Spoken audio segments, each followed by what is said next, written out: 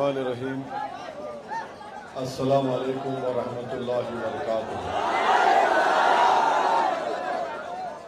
मुअज़्ज़िज़ हाज़रीन इकराम, बुज़ुर्गान क़ौम और मिल्लत, मेरे नौजवान साथियों, मेरी इज़्ज़तदार माँ और बहनों, मोहतरम जनाब अख्तरुल ईमान साहब, सदर मजलिस इत्तेहादुल मुस्लिमीन बिहार और अपनी असम्बली, मोहतरम जनाब आदिल हसन साहब, मोहतरम जनाब गुलाम सरवर साहब, मोहतरम जनाब वारिस पठान साहब और शहनशीन पर बैठे हुए मजलिस इत्तेहादुल मुस्लिमीन के तमाम मुअज़्ज़िज़ अराकीन, हाज़रीन इकराम,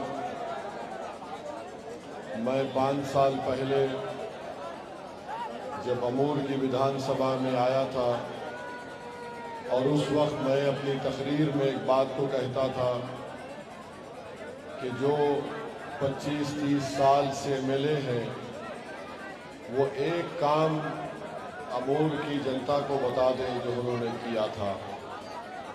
और आपको याद होगा कि मैं आपके इस मुकाम पर भी आया था और उस वक्त भी मैंने उस वक्त के विधायक से कहा था कि आप अपना एक काम बता दीजिए जो पिछले 30 साल में आपने किया हो।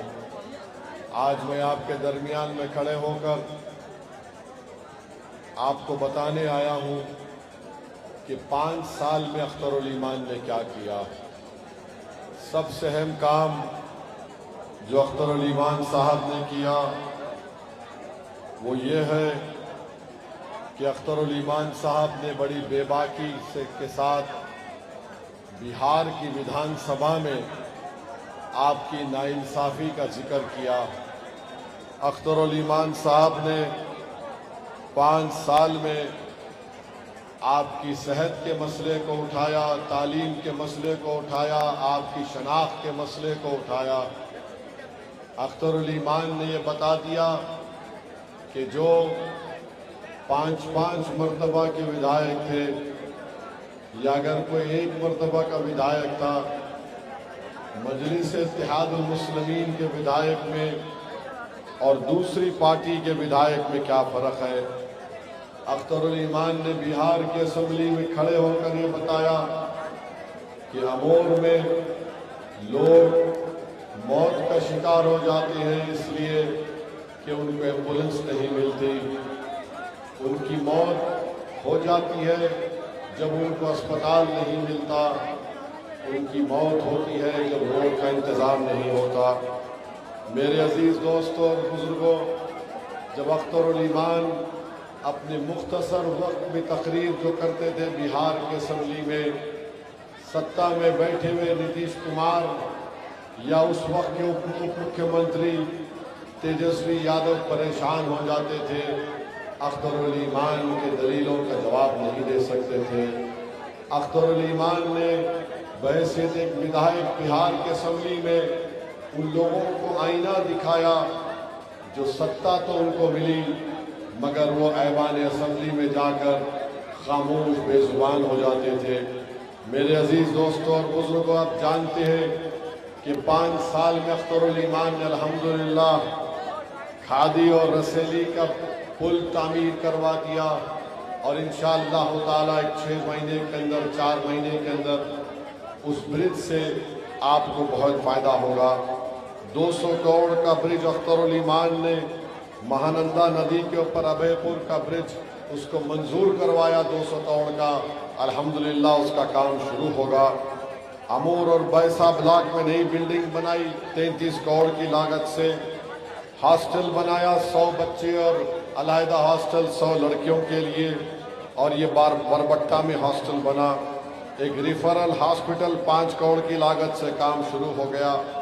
60 करोड़ की लागत से रोड का काम शुरू हुआ। एक बिजली जो आपको 70 किलोमीटर दूर से आती थी अब वो करीब से आ रही है 17 किलोमीटर की। तो ये 800 करोड़ के करीब काम अख्तरुल ईमान ने मंजूर करवा के शुरू कराया। बताइए क्या अख्तरुल ईमान मंत्री थे?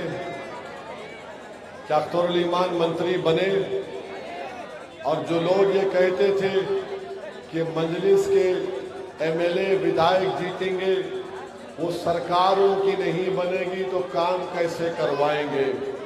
तो मालूम हुआ कि अख्तरुल ईमान ना मंत्री बने ना सत्ता का हिस्सा बने, मगर अख्तरुल ईमान ने 800 करोड़ के काम करवाए। काम कैसे करवाए? क्योंकि जो लोग मंत्री बने, 5-5, 6-6 मरतबा विधायक बने, वो काम नहीं करवा सके जो 5 साल में अख्तरुल ईमान ने काम करवा दिया। वो क्यों करवाया? इसलिए करवाया मेरे अजीज दोस्तों कि अख्तरुल ईमान के पास जिगर था, इनके पास जिगर नहीं था। और आप देखते हैं कि ये तमाम काम की फहरिस्त मैं आपके सामने रखने को तैयार हूं। आज दोबारा मजलिस पर उंगलियां उठाई जाती हैं कि क्या करेंगे, कैसा करेंगे। अरे मेरे अजीज दोस्तों और बुजुर्गों, जो साबिका एमएलए साहब थे, सैलाब से जमीन कटती थी तो वो कहते थे कि नहीं वो धंस गया, जमीन में धंस गया। आज अख्तरुल ईमान ने सरकार को इस्तेमाल करके वहां पर आपको सरकार से जो राहत का काम हो सकता था उसको करवाया। अभी भी बहुत से काम करवाना बाकी है। जहां पर रिश्वत है वहां पर खत्म करना है। वहां पर बहुत से गरीबों को तकलीफ भी हो रही है। नीतीश कुमार की सरकार ने रिश्वत को आम कर दिया है, हमको उसको भी खत्म करना है। मैं आपसे गुजारिश करने के लिए आया हूं कि आप मजलिस इत्तेहादुल मुस्लिमीन को मजबूत करिए और इस बात को याद रखिए कि मजलिस के 4 विधायक को खरीद लिया गया। उन बेईमानों ने अपने ज़मीर को बेच दिया और जिन्होंने बढ़ के पैसे की बोली लगाई उनके सामने अपने आप को नीलाम कर दिया। एक अकेला अख्तरुल ईमान 5 साल तक ना सिर्फ अमूर की जनता की तकालीफ को उठा रहा था, बल्कि अकेले अख्तरुल ईमान बिहार के 19% गरीब और मजलूम मुसलमानों की लड़ाई लड़ रहे थे। जब ये 4 विधायक भाग गए और जाकर गैरों के दर पर अपने सर को झुका दिया और अपने ईमान को खराब किया, तो एक मीडिया के दोस्त ने मुझे फोन करके तंजिया तौर पर कहा कि ओवैसी साहब आपका अख्तर अकेला हो गया है। मैंने कहा याद रखो, जो पैसों के बलबूते पर बिक गए वो बेईमान थे, जो पैसों को ठुकरा दिया उसका नाम अख्तरुल ईमान है। मैंने कहा कि जहां तक तुम्हारा सवाल है कि अख्तरुल ईमान अकेले हो गया, मैंने कहा मेरे दोस्त, जंगल में शेर अकेला रहता है, साथ में कोई नहीं रहता। अकेला अख्तरुल ईमान बिहार की विधानसभा पर भारी हो गया। ये जो 4 बेईमान भाग गए, क्या तुमने कभी उनकी जबान से सुना कि सीमांचल में क्या हो रहा है? क्या तुमने उनकी जबान से कभी सुना कि बीजेपी क्या कर रही है मुल्क में? अरे ये तो सिर्फ जीत की खुशी में भाग गए। इनको ना सीमांचल से मोहब्बत थी, ना आपसे मोहब्बत थी।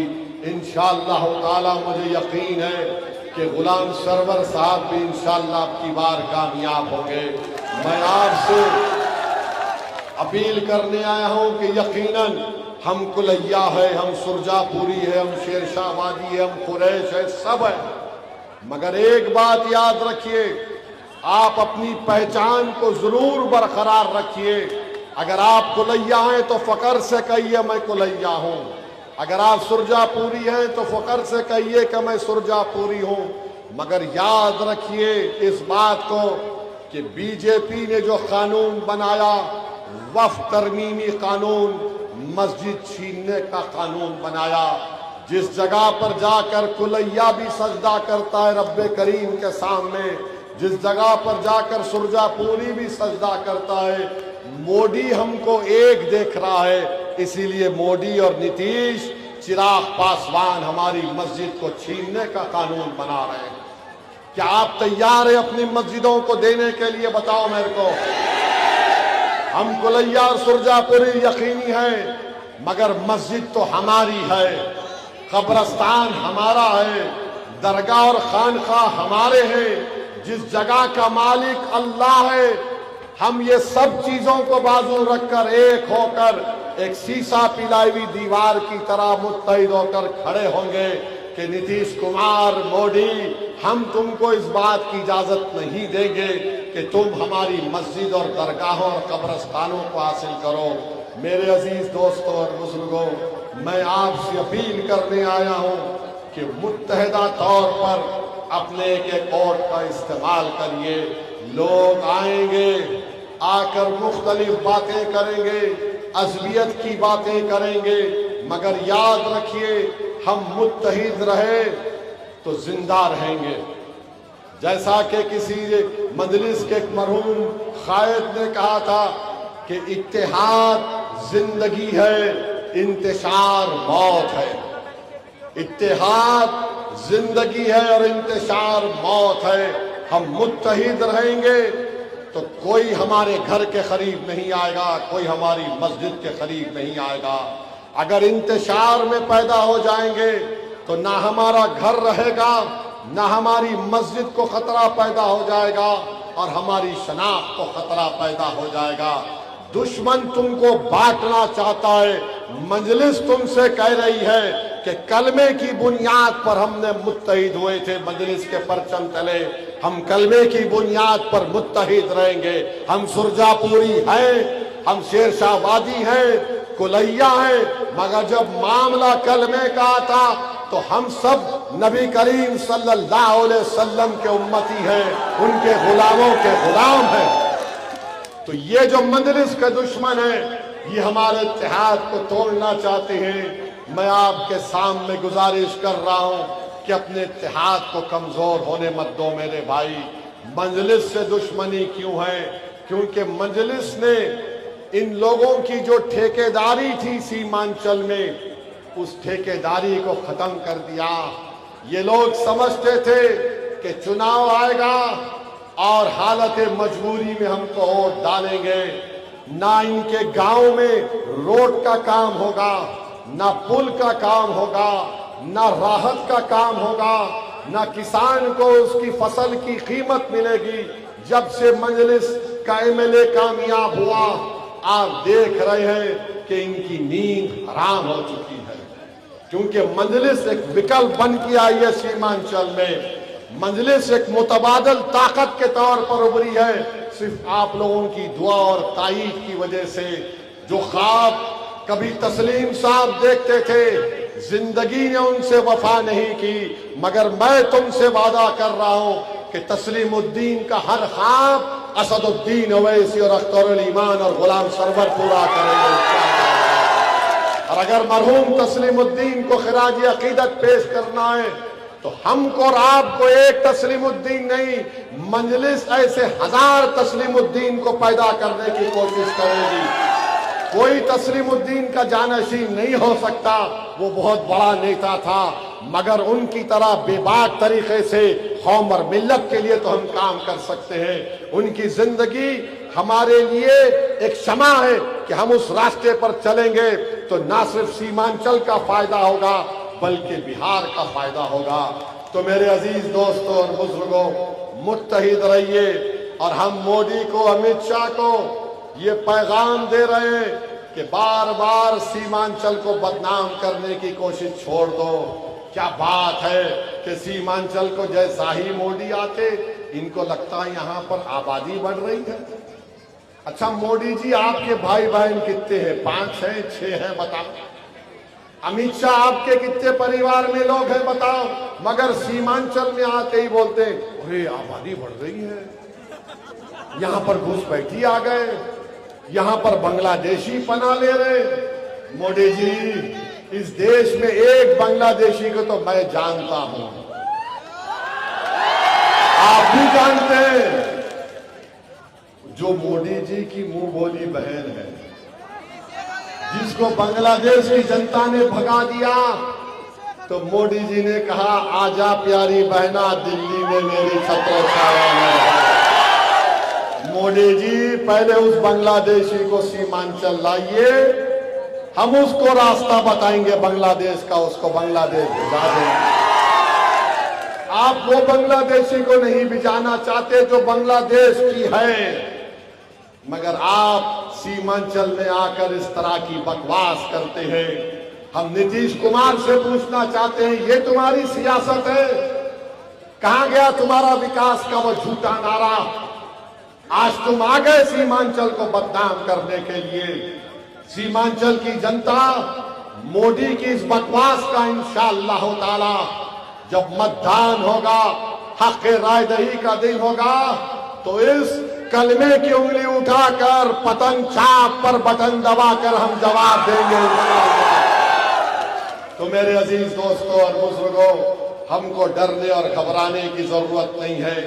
बिहार में आज मोदी यहां पर आते हैं और आकर ये बकवास करते हैं, ये नहीं बताते सीमांचल वासियों को कि क्यों एम्स का दवाखाना सीमांचल में नहीं खोला जाता, क्यों गाया की तरह फैक्ट्री की जो पॉलिसी है सीमांचल में नहीं लाती, क्यों जलालाबाद जलालनगर से लेकर किशनगंज तक रेलवे की ट्रैक क्यों नहीं डाली जाती, जिसमें इस विधानसभा में भी एक रेलवे स्टेशन बन सकता है।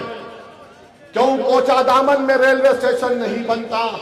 किशनगंज में अलीगढ़ मुस्लिम यूनिवर्सिटी का एक छोटा सा कैंपस है, उसको खत्म करने के लिए बीजेपी तुली हुई है। क्यों? क्योंकि बच्चे पढ़ने वाले मुसलमान। क्यों यहां पर अनानास की पैदावार होती है, चाय की होती है, मकाई की होती है, केले की होती है, उसकी कीमत क्यों नहीं दी जाती? क्यों बताओ, क्यों नहीं दिया जाता? मगर मोदी आकर यहां पर बकवास करेंगे कि घुसपैठी है, फुला है। अरे देश के प्रधानमंत्री, अगर तुम अपनी डिग्री नहीं दिखाना चाहते तो हमसे तुम कैसा पूछ रहे हो? अगर तुम अपनी डिग्री दिखाओगे तो मेरी तो डिग्री आवाम में। जो देश का प्रधानमंत्री अपनी डिग्री नहीं दिखाना चाहता, वो सीमांचल में आकर घुसपैठी बोलता है। ये कौन सी मोहब्बत है? देश के प्रधानमंत्री ये जेब नहीं देता, मगर देश के प्रधानमंत्री हैं। बांग्लादेश में इनकलाब आया, इनको खबर नहीं। पड़ोस में नेपाल है, नेपाल में वहां की हुकूमत का तख्ता पलट दिया गया, मोदी को नहीं मालूम। मगर सीमांचल में घुसपैठी आ रहे हैं, माने इस तरह की नफरत के मजाहरे किए जा रहे हैं। मेरे अजीज दोस्तों और बुजुर्गों, बीजेपी, नीतीश कुमार, चिराग पासवान और कुशवाहा साहब ने एक ऐसा काला कानून बनाया तो पूरे देश के मस्जिदों को खतरा पैदा हो गया। आप बताइए, बिहार में हिंदू धर्म का बोर्ड है, उसमें कोई गैर हिंदू मेंबर नहीं बन सकता। हम भी मानते हैं उसको। बिहार में बोध गाया है, वहां पर उसका मेंबर सिर्फ बोध और हिंदू भाई बन सकता है। मगर हमारे वक्फ बोर्ड में, मुस्लिम वक्फ बोर्ड में 3 गैर मुस्लिम मेंबर बनेंगे। बताओ क्यों?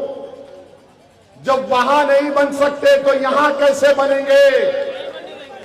मैं मस्जिद चलाऊंगा, दरगाह है तो उर्स मैं करूंगा, कब्रस्तान है तो मैं कब्रस्तान चलाऊंगा, ईदगाह है तो नमाज मैं पढ़ाऊंगा।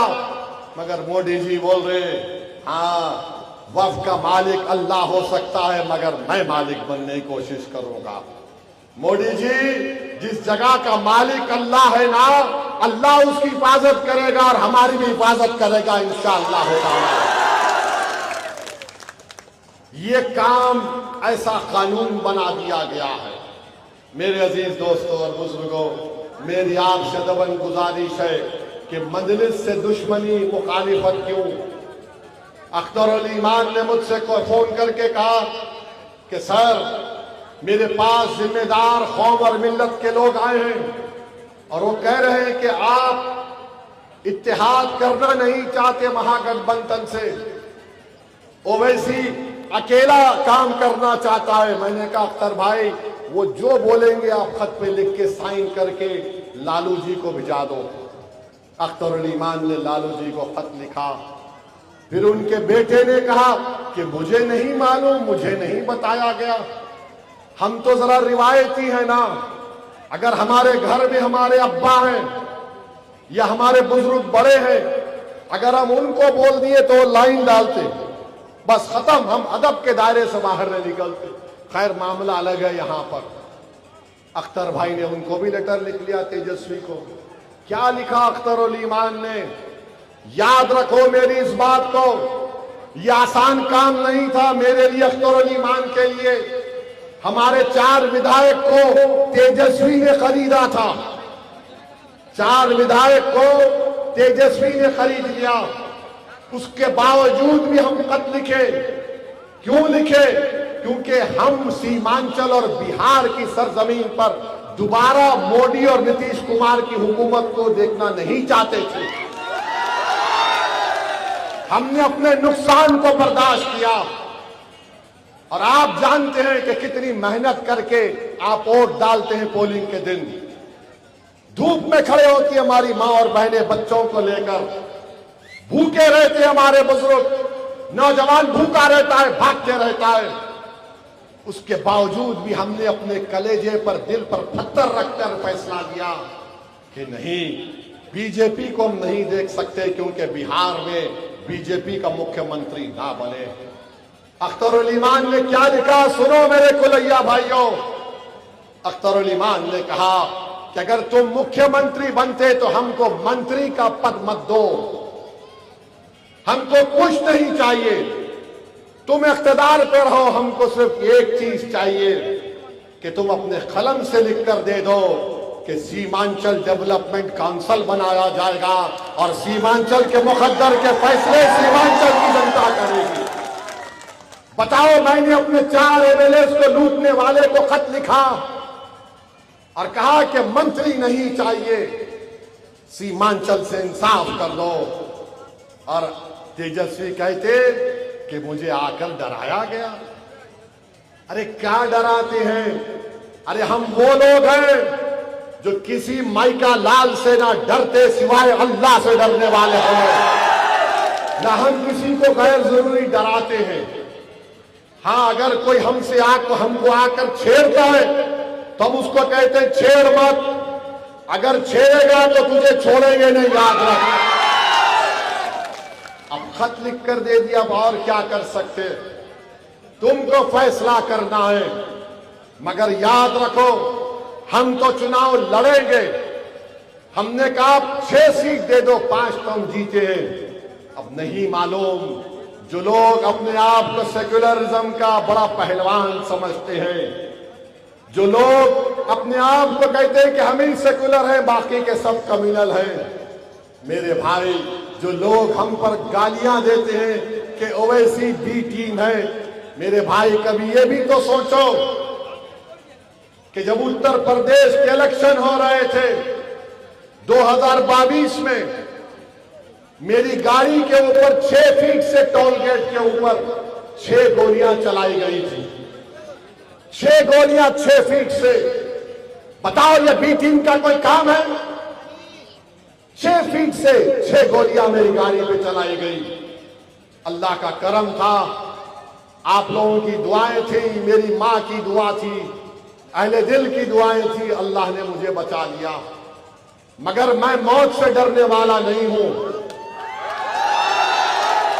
मैं मौत से नहीं डरने वाला हूं। हम सबको एक दिन जाना है उस जमीन के अंदर, चाहे कोई वक्त का सिकंदर हो, वक्त का प्रधानमंत्री हो, कुछ हो, सबको जाना है जमीन में। हमारा असल घर तो वो रहेगा, हमारा असल बिस्तर तो मट्टी रहेगी 10 फीट के अंदर। मुझे मौत का डर नहीं है, मुझे डर इस बात का है मेरे भाई कि मरने के बाद जब पूछ होगी हम क्या जवाब देंगे। मुझे खौफ तो इस बात का है कि जब खबर में वो चेहरा दिखाया जाएगा, बोलो ये कौन है, तो हम सब लोग आंख में आंसू लाकर बोलेंगे ये रहमतुल्लिल आलमीन सल्लल्लाहु अलैहि वसल्लम। मुझे डर इस बात का है कि हशर के मैदान में क्या मेरा नाम और हमारा नामा अमल सीधे हाथ में मिलेगा या बाएं हाथ में मिलेगा। मौत तो हक है। अरे हम गोलियों से नहीं डरने वाले, मरना तो एक दिन है, इंशाअल्लाह हम सब मरेंगे। मगर याद रखो, जिंदगी वो जिंदगी कामयाब है जो गरीब और मजलूमों के लिए अपना वक्त गुजार दे। जिंदगी वो जिंदगी कामयाब है जो कि अल्लाह के खौफ से उसके आंख में आंसू आ जाए। जिंदगी वो जिंदगी कामयाब है जब रहमतुल्लिल आलमीन का जिक्र हो तो हमारे हाथ के बाल और रोंगटे खड़े हो जाए और हम पुकार कर कहें कि हम उस नबी की रसूल की उम्मत। तुम गोलियां चलाते हो और मुझे गाली देते। अच्छा ये बताओ, अभी 10 दिन 15 दिन पहले उपराष्ट्रपति का चुनाव हुआ, किसको वोट दिया? मैं एक वोट था मेरा। हमारे मुख्यमंत्री तेलंगाना के रेवंत रेड्डी ने फोन करके कहा, असद भाई आप इंडिया अलायंस का साथ दो। इतने गालियां ये लोग मुझे देते हैं, क्या क्या बोलते अनाप शनाप, खैर कोई फर्क नहीं पड़ता। मेरी इज्जत का मालिक, आपकी इज्जत का मालिक अल्लाह है। ये बच्चे पुकार लिए तो मेरी इज्जत में फर्क आने वाला नहीं है। मैं जाकर रेवंत रेड्डी को बोला कि ठीक है, आप कह रहे सुदर्शन रेड्डी साहब को वोट दो। सुप्रीम कोर्ट के जज थे जस्टिस सुदर्शन रेड्डी, उन्होंने मुझे फोन किया और कहा ओवैसी भाई मैं आके मिलना चाह रहा हूं आपसे। मैंने कहा सर मत आइए, हम मुसलमानों पर आपका एक एहसान है। आप जब हाई कोर्ट के जज थे आपने मुस्लिम रिजर्वेशन के बारे में अच्छा जजमेंट दिया था। मेरे भाई हम किसी का एहसान भी नहीं भूलते। मैं जाकर वोट डाला। बोलो क्या बोलोगे, क्या बोलोगे बोलो। तीसरी बात बोलते वो हैदराबाद से आया। हाँ हैदराबाद से आया, चांद से नहीं आया हूं, हैदराबाद से आया हूं। और तुम क्या करते, हरियाणा से जो यादव आया तुमने उसको राज्यसभा के एमपी बना दिया और बोलते हैदराबाद से आया। अरे बाबा हैदराबाद भारत का हिस्सा है। और एक बार जब बिहार में सीमांचल में हमने अपना झंडा लगा दिया तो बार बार आऊंगा, जब तक जिंदगी वफा करेगी बिहार और सीमांचल को आता रहूंगा, तुम्हारे लिए लड़ता रहूंगा, तुम्हारे इंसाफ के लिए लड़ता रहूंगा। हमारी मां और बहनों के बहते हुए आंसुओं को कम करने की कोशिश करूंगा। नौजवानों को उम्मीद दिलाऊंगा, नौजवानों को जज्बा दिलाऊंगा, नौजवानों से कहूंगा डरना नहीं, हिम्मत से काम करो। अरे आऊंगा, बिहार किसी के बाप की जागीर नहीं है, असदुद्दीन ओवैसी आएगा। तुम ये समझ रहे कि तुम्हारे बकवास बातों को सुनकर मैं पीछे हट जाऊंगा? मैं पहले भी कह चुका हूं मौत मुझे रोक सकती बिहार आने से, मगर जिंदा जब तक हूं तुम्हारे दरमियान में रहूंगा। बल्कि वसीयत कर रहा हूं अगर मेरी मौत आ जाए अल्लाह के हुक्म से तो हो सके तो जिस हिंदुस्तान के कोने में मेरा जनाजा होगा मैं तुम्हारे कंधे पर कब्र में जाना चाहूंगा। तुम आना पड़ेगा तुमको। ये और तुम्हारा मेरा रिश्ता है। मैं तुम्हारे भाई का बेटा नहीं, मैं तुम्हारी बहन का बेटा नहीं, मगर मेरा और तुम्हारा खून के रिश्ते से बड़ा रिश्ता है। वो रिश्ता कलमे का रिश्ता है मेरे भाइयों।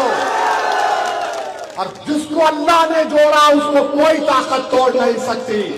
ऐ जालिमों, बिहार को आए। अरे भारत के किसी कोने में अगर कोई पुकार कर कहेगा ओवैसी हाँ, तो मैं दौड़ता हुआ पागलों की तरह जाऊंगा। सीमांचल एक इंसाफ का मसला है, सीमांचल भारत की तरक्की का मसला है। और मेरा ख्वाब है कि एक दिन इंशाअल्लाह ताला सीमांचल का नौजवान, सीमांचल की हमारी बेटी बिहार की क़यादत करेगी, बल्कि भारत की भी क़यादत करोगी। तो मेरे अजीज दोस्तों और बुजुर्गों, मेरी आपसे दबन गुजारिश है कि वोट डालने जब जाएंगे तो पतंग छाप के निशान पर बटन दबाएंगे, बटन दबाएंगे, बटन दबाएंगे, बटन दबाएंगे। पतंग के निशान पर बटन दबाना। मोदी, नीतीश, चिराग पासवान, कुशवाहा साहब को बताना काला कानून तुमने बनाया, मस्जिदों को छीनने का, तुमने सीमांचल को बदनाम करने की बात की, ये ले बटन पतंग पर। और जो लोग हमको गाली देते थे हम उनसे कहेंगे 5 साल में अख्तर उल ईमान ने 800 करोड़ के काम करवाए।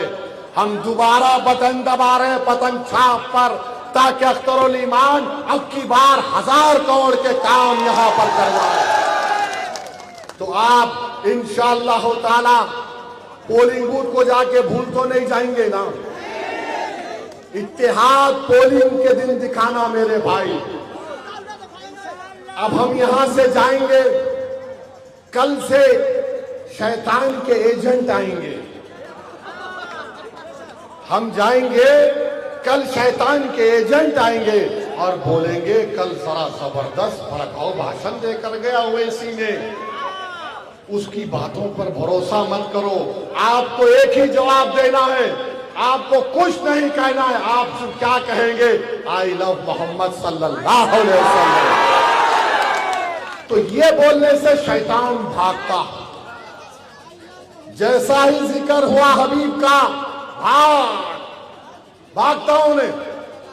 तो ये पूरी शैतानी ताकतों को शिकस्त देना है। एक जो लोग आज मजलिस से पूछ रहे अख्तरुल ईमान तुमने 5 साल में क्या किया, जालिमों 30 साल का हिसाब मैं तुमसे पूछूंगा, तुमने क्या किया बताओ। 50 साल का हिसाब मैं तुमसे पूछूंगा, बताओ तुमने क्या किया। याद रखो, हिसाब की अगर बात करोगे तो फेरिस्त बहुत लंबी है।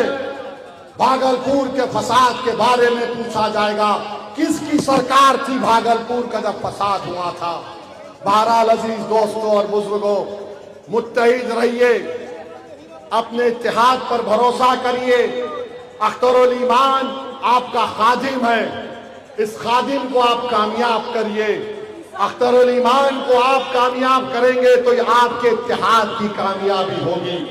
तो पतंग छाप पर बटन दबेगा तो लगाइए मेरे साथ नारा, सीमांचल जिंदाबाद, सीमांचल जिंदाबाद, सीमांचल की जनता जिंदाबाद, तस्लीम साहब जिंदाबाद, हमारा इत्तेहाद जिंदाबाद, हमारा इत्तेहाद जिंदाबाद। नारे तकबीर, नारे तकबीर। अल्लाह सलामत रखे।